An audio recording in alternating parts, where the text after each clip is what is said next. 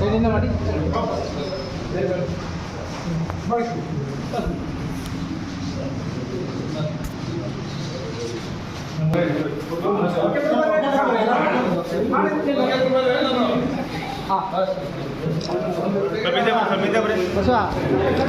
ಆರಲ್ಲ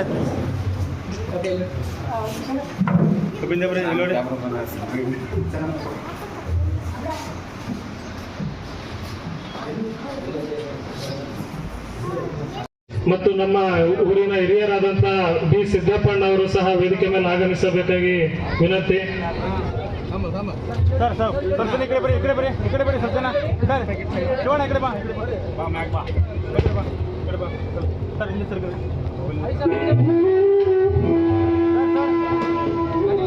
sir ನೋಡಿ ಎಲ್ಲ ನೋಡಿ ಇಲ್ಲಿ ಮೊಬೈಲ್ ನಮ್ಮ ಕಂಪ್ಲಿ ತಾಲೂಕು ನ್ಯಾಯಾಲಯ ಉದ್ಘಾಟನೆಗೆ ಪ್ರಮುಖ ಕಾರಣ. ಎಲ್ಲರಿಗೂ ನಮಸ್ಕಾರ. ಈ ದಿನ ಕಂಪ್ನಿ ಭಾಗಕ್ಕೆ ಒಂದು ಹೊಸ ಇತಿಹಾಸ. ನಿಜವಾಗಿ ಭಾಳಷ್ಟು ಖುಷಿ ಆಗ್ತಿತ್ತು. ಯಾಕಂದರೆ ಸುಮಾರು 1000 ಕೇಸ್ಗಳಿದ್ದಾವೆ ಎಲ್ಲ ಕಂಪ್ನಿ ಭಾಗದಲ್ಲಿ. ಆ 1000 ಕೇಸ್ಗಳು ಬಳ್ಳಾರಿ ಮತ್ತು ಹೊಸಪೇಟೆಗೆ ಹೋಗ್ಬೇಕಾದ್ರೆ ಇವಾಗೇನು ಕೇಸ್ಗಳಿರೋಂಥ ಕೆಲವೊಂದು ಸಾರ್ವಜನಿಕರಿಗೆ ಭಾಳಷ್ಟು ಸಮಸ್ಯೆ ಆಗ್ತಿದ್ದಂಥ ಹಿರಿಯ ವಕೀಲರಾದಂಥ ಪ್ರಭಾಕರ್ ಸರ್ ಅವರು, ರಾಘು ಸರ್ ಅವರು, ಅನೇಕ ಜನ ವಕೀಲರು ಭಾಳಷ್ಟು ಸತ್ಯ ಚರ್ಚೆಗಳು ಅದು ಇಲ್ಲ ಯಾಗಾದರೂ ಮಾಡಿ ಬಳ್ಳಾರಿಗೆ ಹೋಗಿದ್ದಾವೆ, ಇದು ಹೆಂಗೆಲ್ಲ ಮಾಡಿ ಕಂಪ್ನಿ ಭಾಗ ಬರಲೇಬೇಕು. ಸುಮಾರು ಸಾರ್ವಜನಿಕರಿಗೆ ಭಾಳಷ್ಟು ಕಷ್ಟ ಆಗ್ತೈತಿ.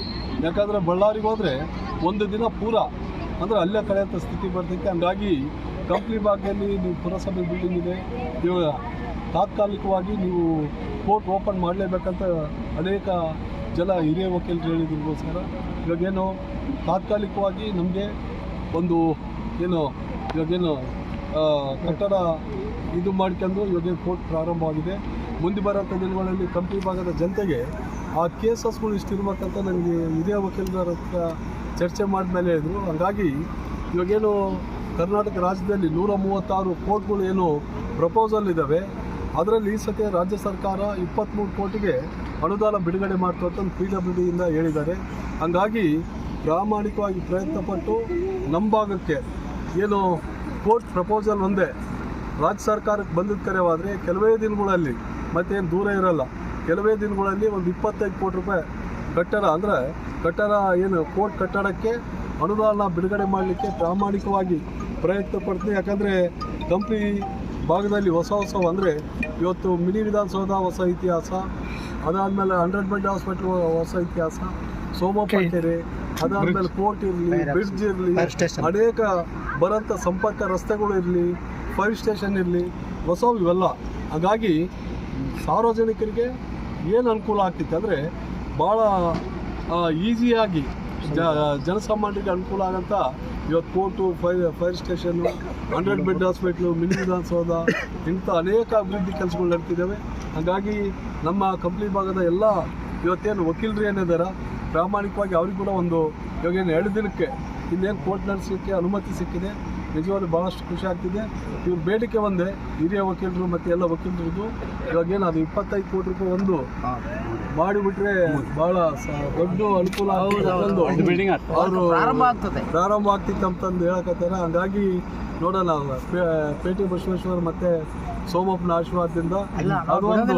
ಯಾಕಂದರೆ ನಮ್ಮ ಮನಸ್ಥಿತಿ ಹಂಗಾದ್ರೆ ಒಂದು ಯಾವುದಲ್ಲ ಇವಾಗ ಹಾಕಿಬಿಟ್ಬಿಟ್ರೆ ಅದು ನಿದ್ದೆ ಬರಲ್ಲ, ಅದು ಭಾಳ ಕಷ್ಟ. ಹಂಗಾಗಿ ಪ್ರಾಮಾಣಿಕವಾಗಿ ನಾನು ಪ್ರಯತ್ನ. ನ್ಯಾಯಾಲಯ ಉದ್ಘಾಟನೆಗೆ ಮೂಲಭೂತ ಸೌಕರ್ಯದ ಕೊರತೆ ಇದೆ ಅಂತ ಆಯ್ತು. ಇವಾಗ ನೋಡಿರಿ, ನಾನೇನಂದ್ರೆ ಇವಾಗ ಪ್ರಾಮಾಣಿಕವಾಗಿ ಇವಾಗ ಕೋರ್ಟ್ ಪ್ರಾರಂಭ ಆಗಿದೆ.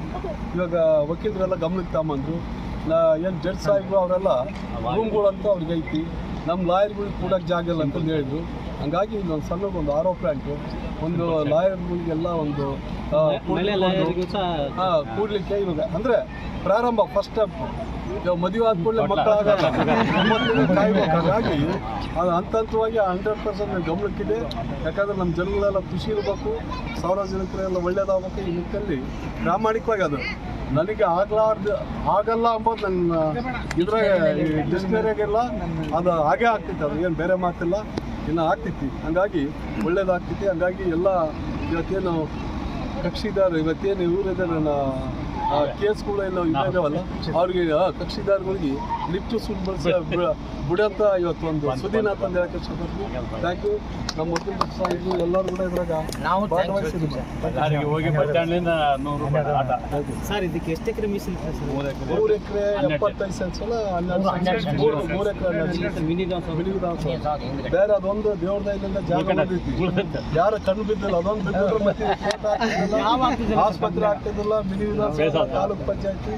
ಹಂಗಾಗಿ ಅಲ್ಲಿ 3 ಎಕರೆ ಇದೈತೆ. ಹಂಗಾಗಿ ಥ್ಯಾಂಕ್ ಯು ಸರ್.